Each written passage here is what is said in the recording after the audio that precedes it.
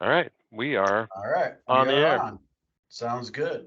Welcome to the inaugural Tech Talk with Matt Sidman here in St. Charles, Illinois. And, so hey, Matt, great to see you again. Hey, Matt.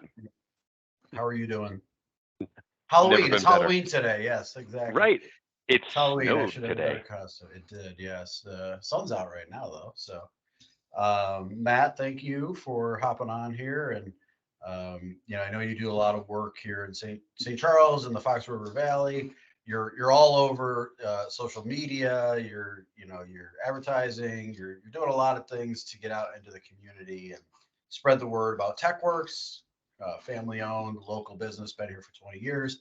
But I want to give you an opportunity. A lot of that stuff is sound bites, and this is an opportunity to explain a little bit in more detail, what it is TechWork does, give us a little bit of background of TechWorks and how it came to be, and how do you help customers and who are those customers. So we'll start with just Matt Sidman and TechWorks. How did what's your quick creation story? Sure. Thanks, Matt. Yeah. Started Teqworks under the premise of that we were going to provide management consulting for small businesses that wanted to grow.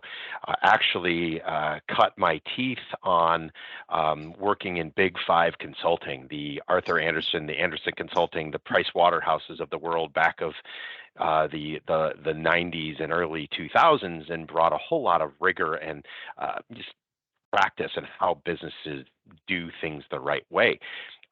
Actually started this with my father, who also had the same sort of background. And when we both decided to start this in 2002, our first three clients said, "Hey, that's great, but can we look at the IT portion first?" Sure.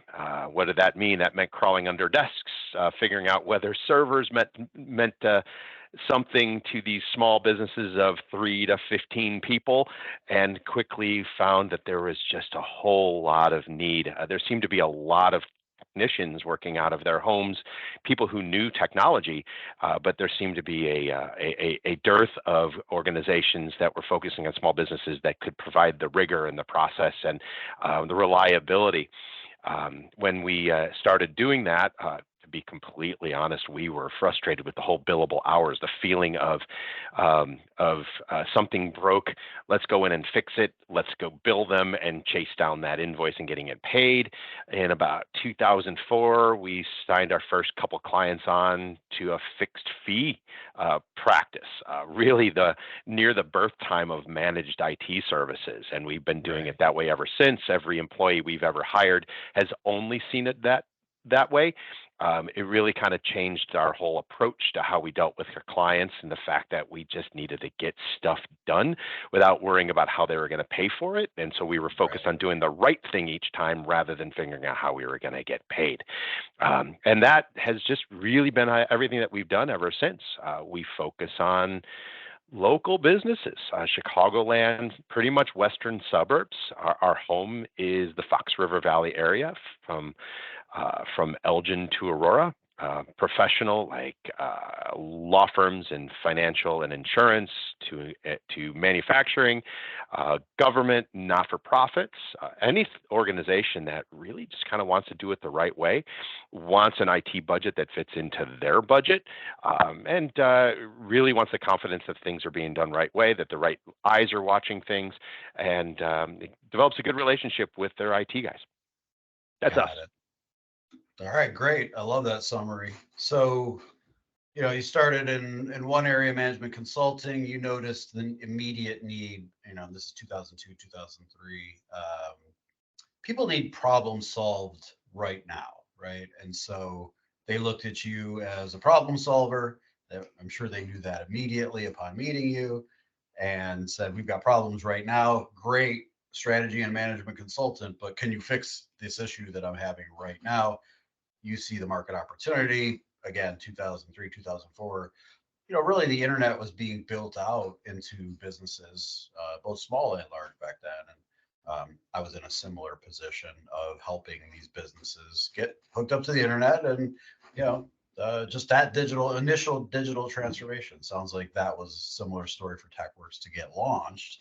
And then from there, I know things have changed a lot. You mentioned billing, going from a reactive model to a proactive model. That's I think what you talked about there, which allows you to help customers before they even know they need the help in many ways. And that segues into our actual topic today for the audience is cybersecurity 101, as I'm calling it. So as your role has changed from just getting customers hooked up to the internet and being operational, you can tell us, how has it changed into protecting them from threats, essentially 24/7. And then I want to get into a little bit of education with cybersecurity. So tell us how it's changed your business, this whole idea of cybersecurity threats, being a bigger deal now versus 15 years ago.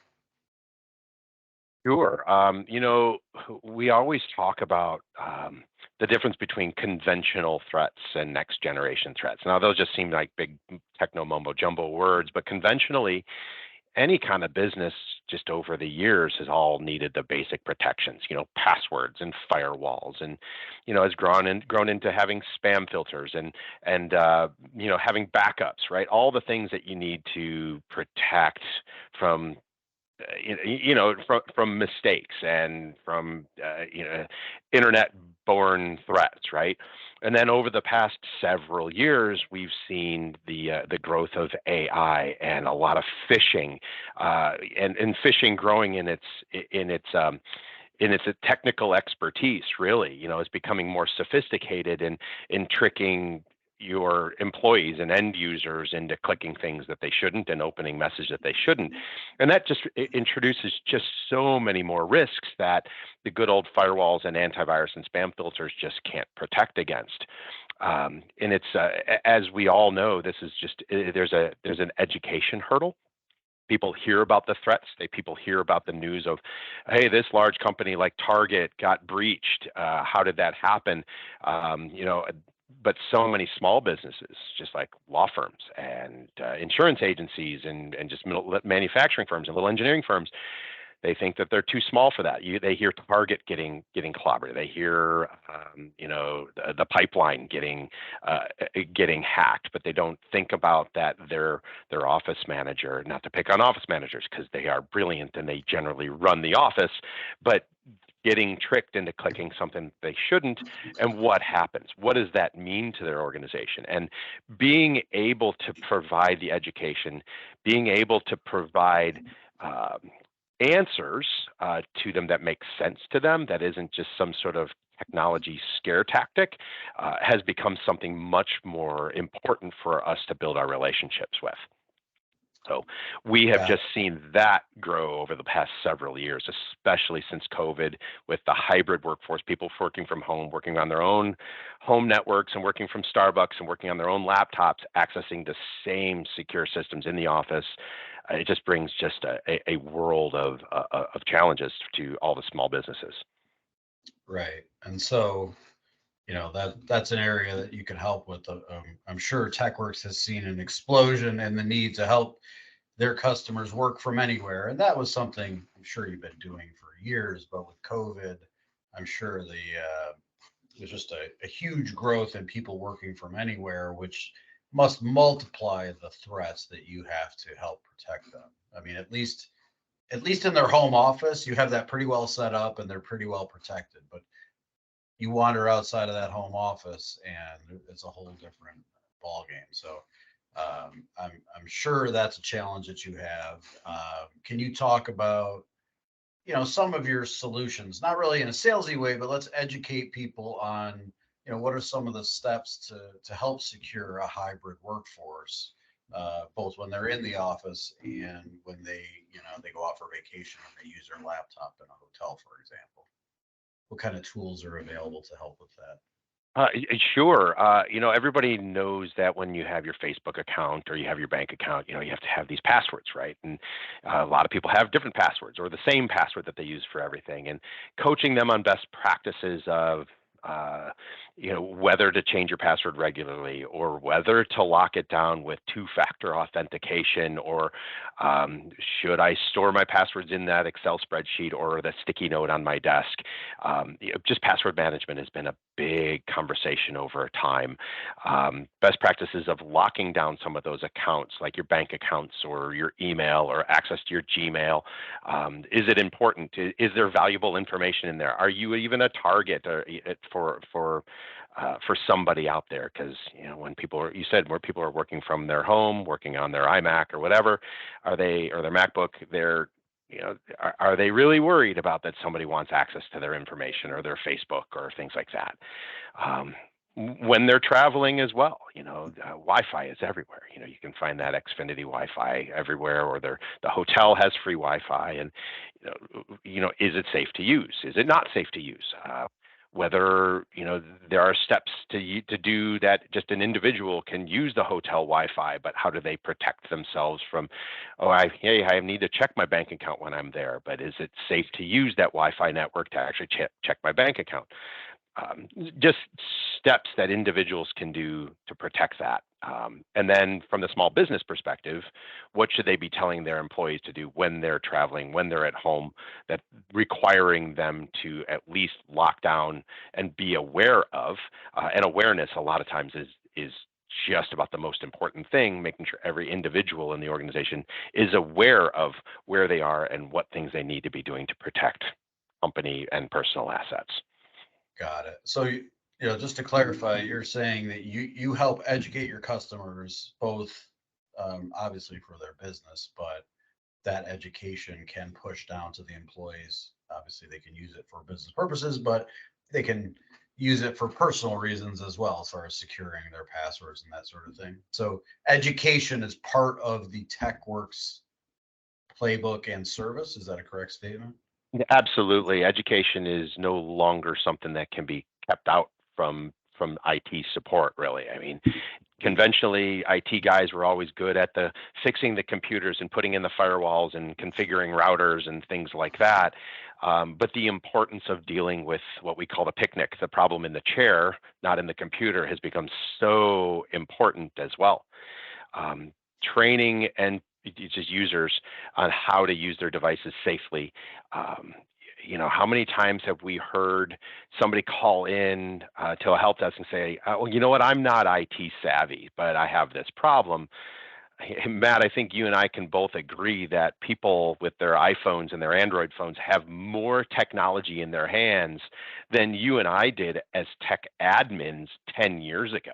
The Right. ability to bring down an organization simply by the information that's in their pocket is so much greater, and would have us in the fetal position. Back when we were trying to secure Right. networks back in the 90s, it is crazy right now. So everybody is some level of IT savvy, and so therefore everybody has the obligation to understand a little bit more. And yeah, Teqworks and your IT guy needs to be able to help. It needs to be able to help you understand what you need to do and what the threats actually are and what the best practices are. Right. And well, I'd say that's a differentiator. The ideal IT partner would be doing that. I like to think that Teqworks, myself, we hold ourselves to a higher standard, and we are better than the average IT company for sure. Um, I know that's a bold statement, but we have a lot of customers that we've served over the years that would attest to that. We're aware of it, and we go the extra mile to help customers and educate them. And as you're talking about education, it seems like is that a good way to get started with a relationship with Teqworks? Is there a way that I'm a business owner, I own a law firm? Oh, Teqworks, great, that sounds amazing. I want to educate my people. It's a starting point. How do I do that? Can I reach out to you, Matt, and say, you know what, I want to buy your service to help educate my people on cybersecurity threats? Is that something that the customer could start out with as a way to sort of test the waters with Teqworks? Absolutely, because training your people on whether it's security or I don't know, just a better way to use Microsoft Office or Office 365. That does several things. One, as a business owner, it's going to give you confidence that your people are doing the right things. Everybody always learns a little bit of something because so many of these things change every year or all the time.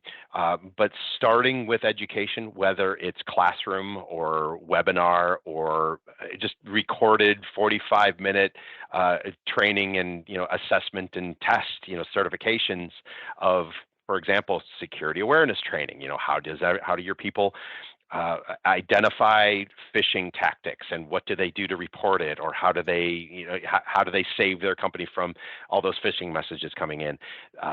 Those are a great way to start. Because as I mentioned, there are many reasons for that. You start to build a trust relationship with your IT, whether it's Teqworks, hopefully it is, but you start to understand that your best interest is in mind. You start to understand that the people that you're working with, your IT guys, who really do have the keys to your kingdom. They have the passwords, they have the firewalls, they have access to your servers. You build a trust that they are teaching the right things and building a good relationship with your people, and making sure that they're learning the things they need to do to keep your business safe, growing, and prepared for the threats that are out there today. Yeah, that's look, you're bringing up a good point. I didn't mean necessarily get into this area here, but the proactivity versus reactivity, comparing and contrasting IT partners out there. You mentioned a really key word, trusted. You're right. Your IT partner has the keys to the kingdom. You certainly have to trust them. But even beyond that, you have to trust that they're looking out for proactively threats out there. They're coming to you with solutions proactively, as you're mentioning, Teqworks, not just solutions technology wise, but solutions like education. That they've done their homework on what are solutions ahead of you needing those solutions.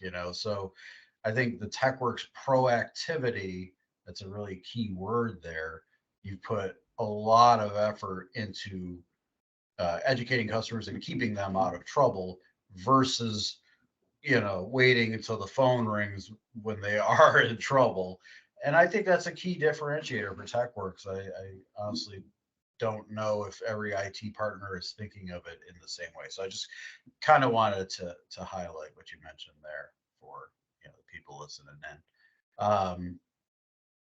So where does a company start building what I'm calling a cybersecurity strategy?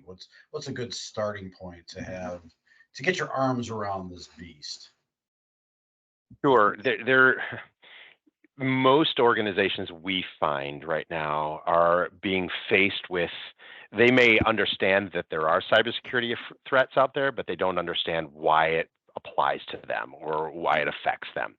And in most cases, many organizations are finding that they're being faced a requirement to get some level of cybersecurity insurance. It is a portion or an add-on to professional liability insurance. Basically, what happens if your organization gets hit? Who's going to pay for it? Because let's face it, being clobbered by ransomware or some sort of data breach, whether it's personal information, financial information, health information, can be devastating to the smallest to the medium of business. All of them, nobody is immune to it.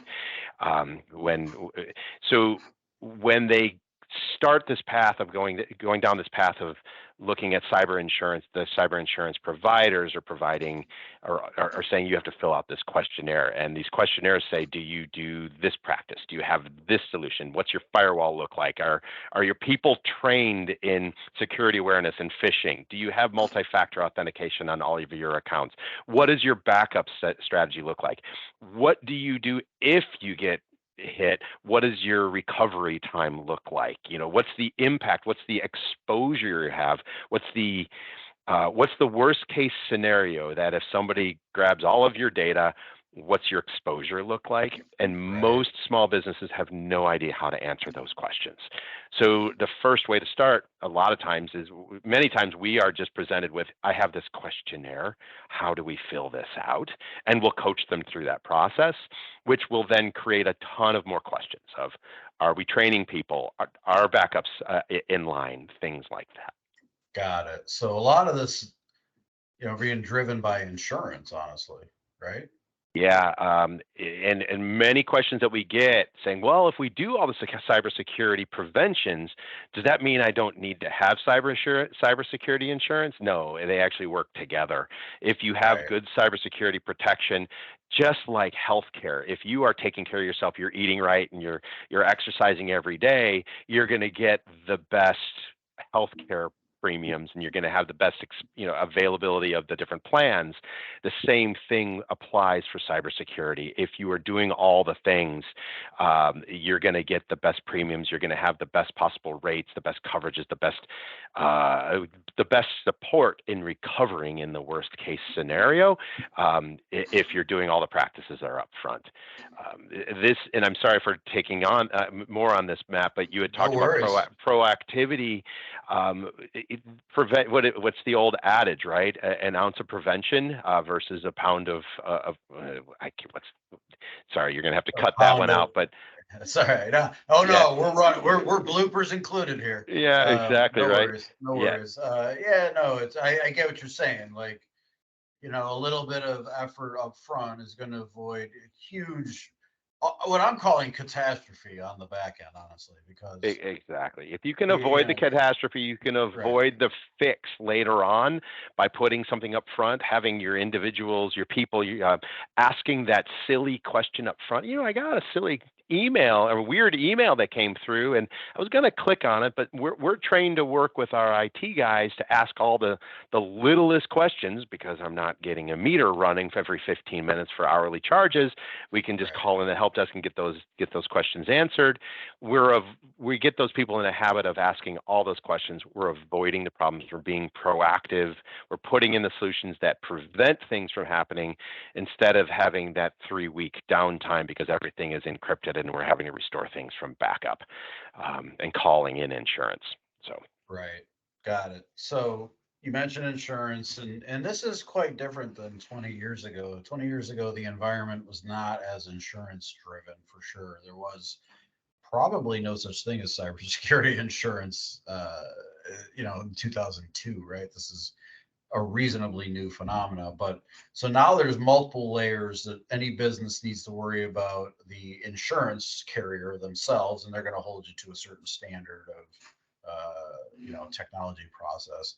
And then you've got your technology vendor, which is another layer of insurance. I know we're not technically allowed to call you insurance for regulatory reasons, but you are definitely a layer of insurance. Maybe I'll call you assurance, perhaps. Um, and it sounds like, look, one of those layers, insurance, is almost required, and depending on the industry, is required. The next layer, you don't have to hire a Teqworks, right? You can be out there at risk on your own if you want to, but the dollar amount you're going to spend between those two is about the same. Your insurance premium is going to be higher if you don't have Teqworks.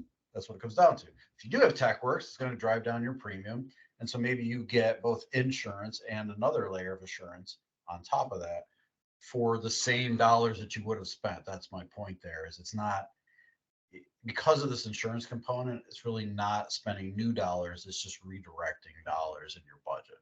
Is that yeah, correct? there is there is some offset there of, hey, this that my premium savings, is it the same as what I'm spending on the prevention items, getting at risk of throwing out acronyms, MDR and new antivirus, and getting Right. the 24/7 monitoring service, things like that.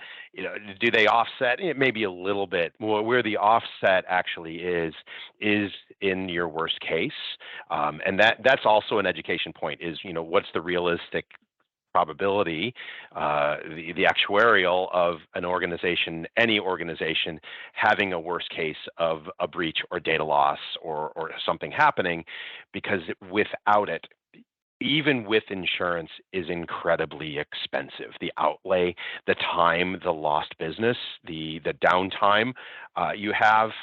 Most cybersecurity prevention systems are not only geared to stopping the threat, but also being there to get you back up and running faster. Right. So it's supposed to be a cocktail of prevention, detection, and recovery, all in that. And if you don't have those things, you may have some prevention, but when something happens, your worst case, if you don't have that path back, insurance isn't going to help you with that so much. There's a cap that they're going to provide back to restoring your business. And if you don't have the tools in place, your recovery becomes brute force, which is always more expensive. Right. I mean, the clock is ticking from your perspective. That could take weeks or months to recover, if at all. Right. Right. So it sounds like we need to do, I think there's probably a topic, just cybersecurity insurance, where we could probably dive deeper on, that would help a lot of people. Just getting through the process of applying for it, what you need to do. That might be another topic for our next interview here. And I think there's some insurance companies or agents that maybe we could partner up with on that. So I'll save those questions for later. But I did, do you have any examples?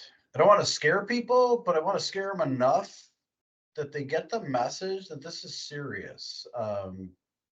It only takes one minor incident that turns into something major. So kind of curious, do you have examples of, all right, people who have either ignored your advice or, there has been a breach.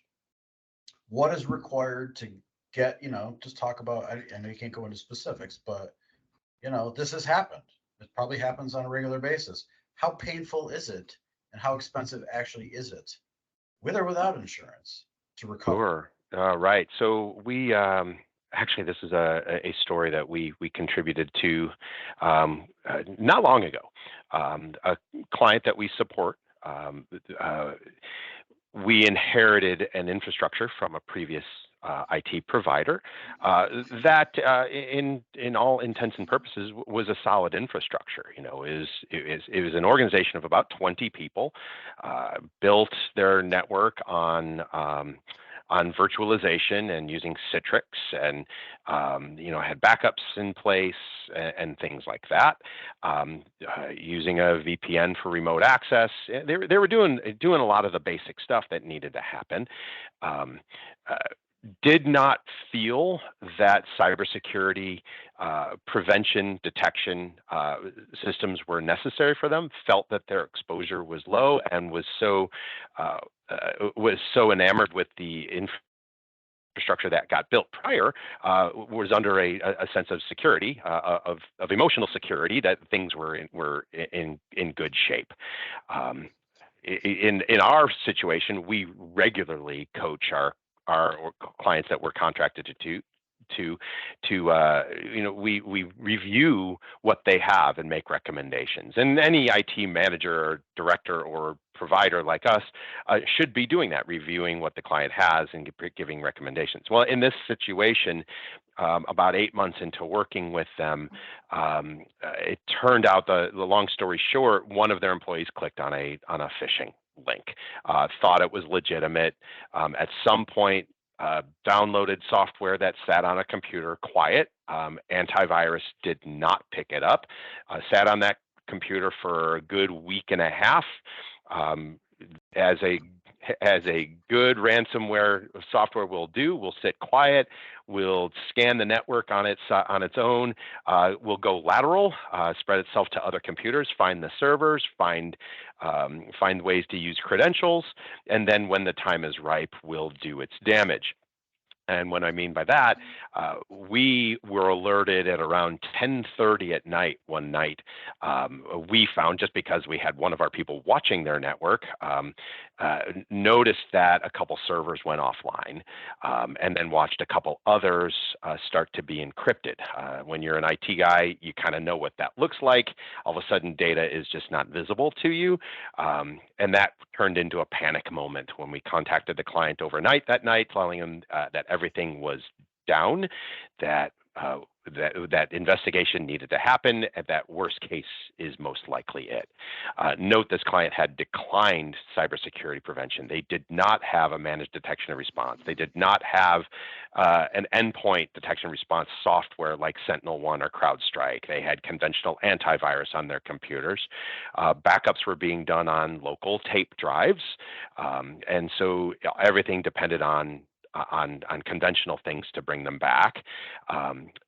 Insurance, legal, and company ownership had to be brought in that night, in the middle of the night, at which point the meter starts running on billable hours, thinking about what that looks like just from minute one. That then that continues on for the next 3 weeks, while IT experts, security experts, insurance, and legal are all engaged 24/7 for the next 3 weeks to try to figure out what's salvageable, what's restorable, and what the impact is, because data was found to have been exfiltrated. Exfiltrated meaning gigabytes of data were uploaded without people knowing and saved off to the dark web. That the ransomware actors, the malicious actors, notified and showed evidence that this data was indeed on the dark web for sale, and then the encryption happened. So not only are we talking about those billable hours, we're talking about the ransom itself, which was well into the 6 figures. This was a 20-person organization. Okay, we're not talking Fortune 50. We're talking a local business. Yeah, Yeah. You're scaring me. Good job. Honestly, I mean, that's a scary story, and we've talked about this. You get people saying we're too small, right? And you said obviously that's not true. It's a myth. I would say it's more than just a myth. You're small enough where we can brute force attack you and know we're not going to get stopped, generally speaking. The large Fortune 100 businesses, while they're a bigger target, sure, they have a fortress of IT and an army of people, helping to prevent such situations. Your average 10 or 20 person small business is just wide open for attack. And so if somebody said to me, we're too small, I'd say, yeah, no, you are the perfect target to get hacked, because you have no defenses, you got no one helping to do this, and you're an easy target. I mean, honestly, that I bet you they're going around looking for targets like you.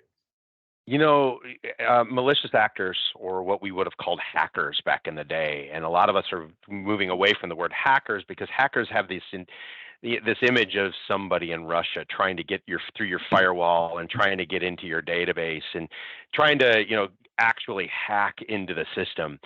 And that's not really what's happening anymore. And they really aren't looking at organizations. I mean, yeah, you're hearing, maybe political or attacks specifically targeting the targets and the pipelines and things like that. But 99% of the attacks right now are your organization agnostic. They don't care. What they're looking for is what individual is going to click my link, and they'll figure it out from there.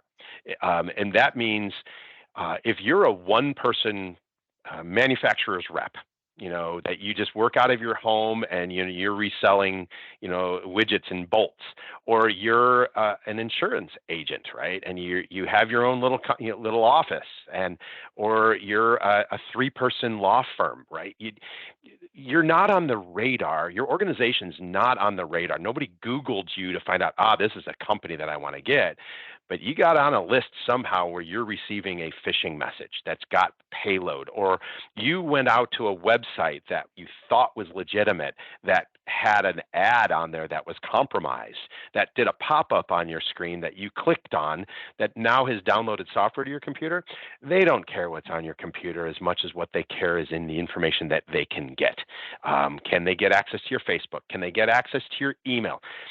An individual in business probably has 2,000 contacts or more in their Outlook. And Easily. that information is what they want. Because if you don't have the data, if you don't have the bank account they're looking for, there's probably somebody in your 2,000 contacts that does. And if they Right. can get into your email and pose as you and send out a message that looks legitimate out to your 2,000 contacts, getting them to click on their link, that does several things. One, it increases the probability that they're going to get somebody that is valuable to them. Two, it's going to ruin your reputation that you did not have security, that you exposed all of your customers and clients and contacts to this. Yeah, agreed. That's That's the a thing, big one right there. Yeah, that right? now that you mentioned that, I've gotten, thankfully, gotten, not sent, these weird emails from people, and you read it, you're like, wow, I never thought that person was, and then you're like, oh, they must have been hacked, right? And how many people got that message? The CEO of some large companies have gotten hacked and sent me these weird messages, especially the ones where I'm in a meeting. Can you go buy a gift card for me and send it here? Yeah, have you ever seen those? Oh Like, yeah, no kidding. Especially this time of year, getting down to the yeah. holidays. Yep. And I was like, why is the CEO asking me to run an errand for him? That's weird. And then it clicked, right? So even I'm susceptible a little bit when you see that email, you're like, that was weird, but luckily I've got the awareness. But that's a good point that you bring up is you know that's just the anybody can be affected by this. And again, as you're talking, I'm actually getting scared a little bit at just how exposed the average either individual, family, or business really is, and I don't think they're as aware of it. Look, a lot of stuff going on in this world, so we'd like to put our head in the sand on a lot of things, but this is one in which it can turn your life upside down instantaneously, right? I mean, I can only imagine if my data, is hacked, it's encrypted, it's put on the dark web. I mean, that is all bad from a reputation standpoint, a career that is in IT and it goes down the drain because I did something dumb, right? And we're all capable of that. We're human. So there isn't a business on this planet that doesn't need your service. That's what I'm saying. Everybody needs Teqworks service for sure, or a partner like them if they're outside the Fox River Valley, I suppose. But so hopefully, I'd like to get into a little bit more. If you got a few more minutes, I'm a tech guy. I want to know a little bit more about solutions, specifics like, okay, advanced threat protection, monitoring. Give me a little more detail about what that means. I'm interested to hear that. Sure. Advanced threat protection, which is actually it's really pretty ubiquitous term. A lot of organizations are using that term, advanced threat protection. Even Microsoft has a product there. But when Teqworks talks about advanced threat protection, it really represents a suite of best practices and solutions that every small business really needs.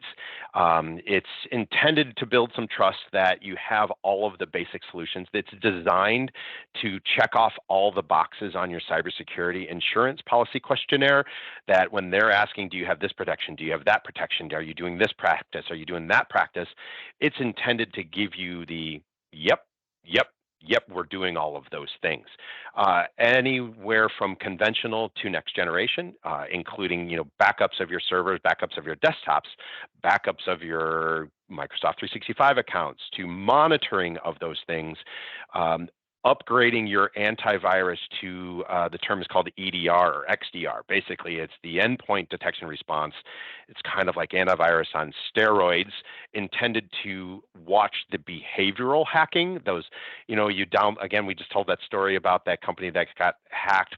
that got ransomed because they downloaded some software that was really not on the radar of antivirus, but it did have some logic in there that was behavioral to watch the network, to try to find credentials, to try to upload data out of the system. EDR, the products like that do that, for example, are like CrowdStrike and SentinelOne. These are the big players out there.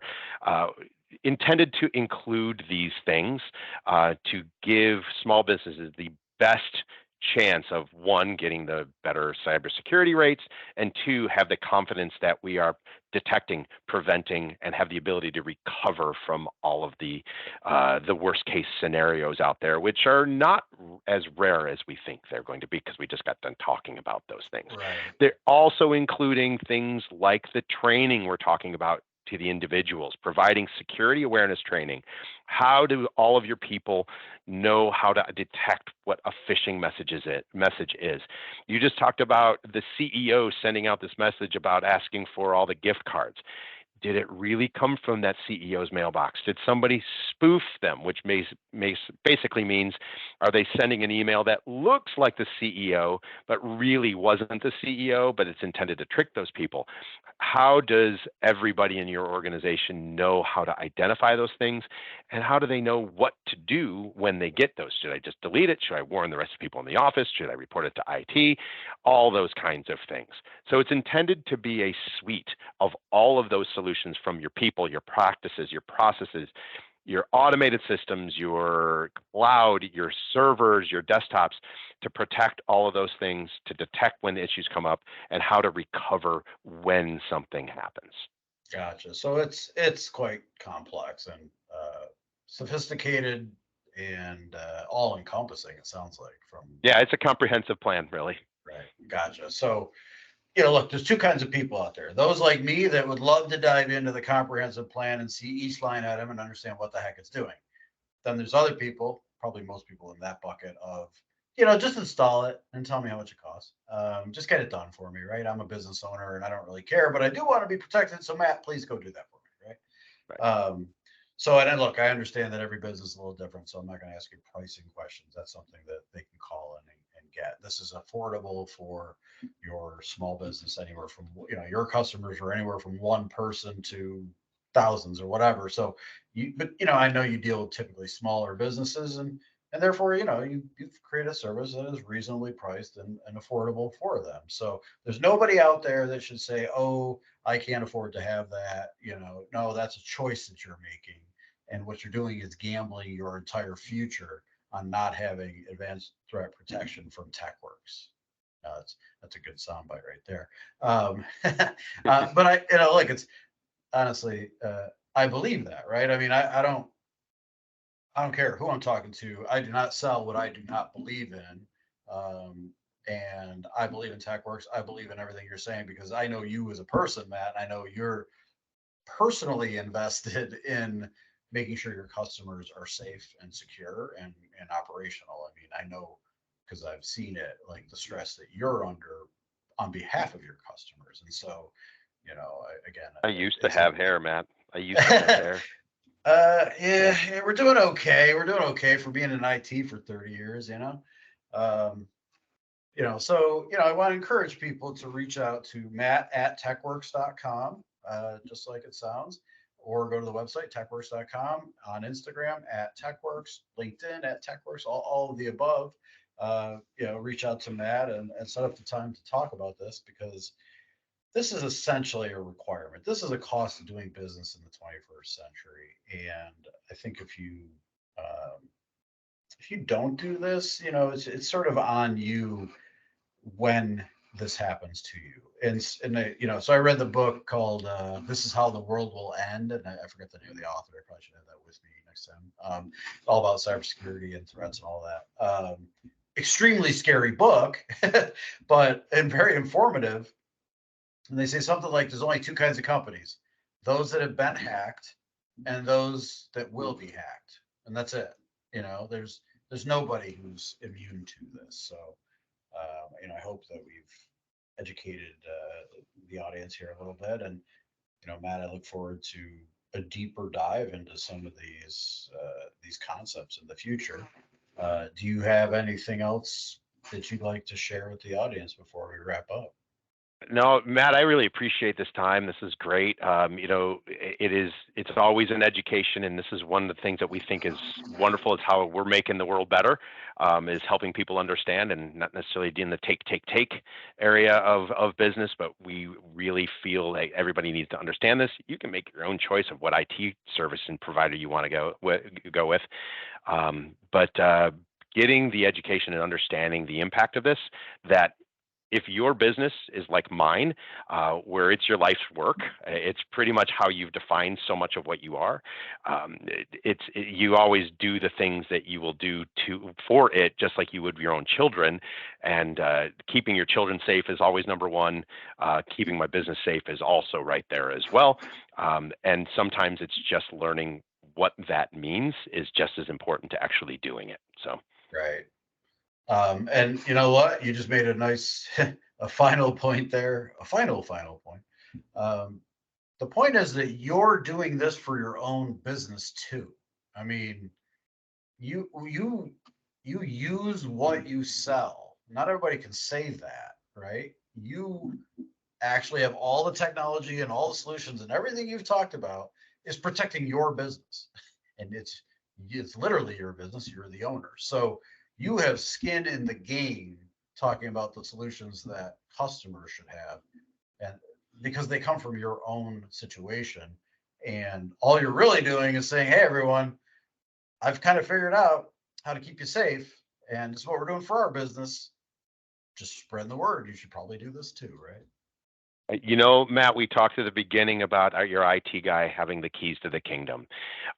This means the IT guys have the information about every organization that they support and every person that they support and every piece of software and every piece of data that they support.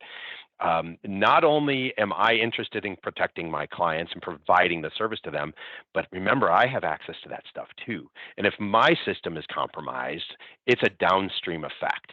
So yes, we've deployed all this stuff for ourselves because I'm protecting my own business and protecting all of my clients on our side as well. We believe so strongly in it. That's why we're doing it here as well.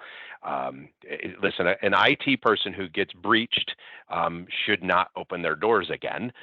They probably won't because the trust is gone, and so they had better be showing that they're doing all the things up front that they're preaching. Right. Makes sense for sure.